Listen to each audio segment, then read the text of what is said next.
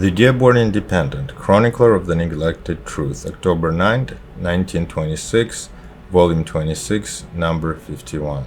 Mr. Ford's page. There can be no real peace until the people are fully aware who and what it is that makes war. Peace propaganda sidesteps the question. It is nothing new in the world to seek war through a false conception of peace.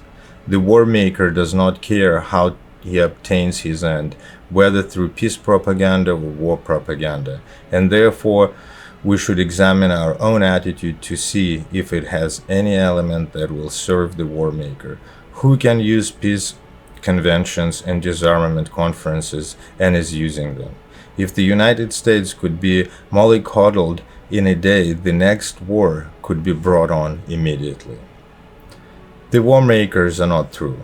There are still fair parts of the world undestroyed. There are still misled classes and countries that hold the delusion that war is a noble national pursuit, and there are still international financial influences that regard war as a great festival of profit.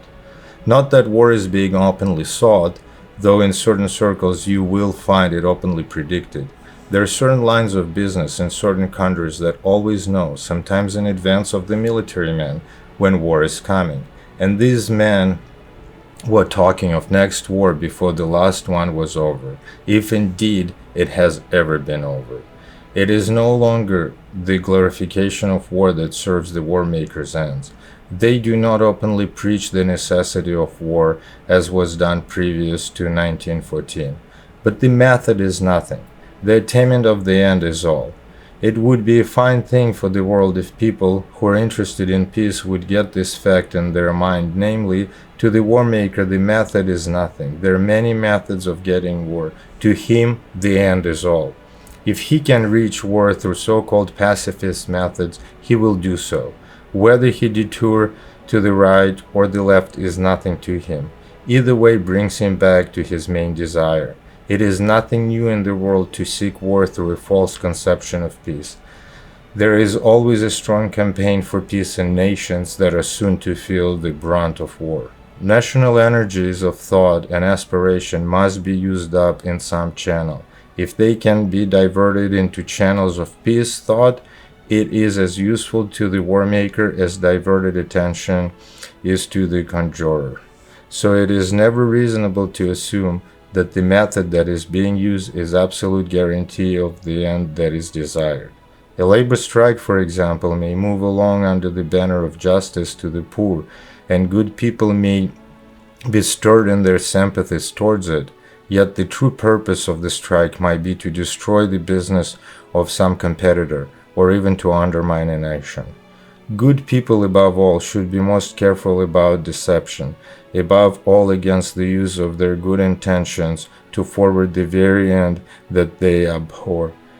It would be a most excellent exercise for every person who is interested in so-called peace propaganda to examine it quietly with this question: wherein could this attitude of mind serve the war maker?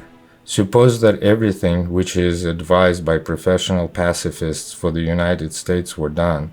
Would it be of any possible benefit to those who profit by war? Could it be of the service to those who may wish to make war with the United States as the prize?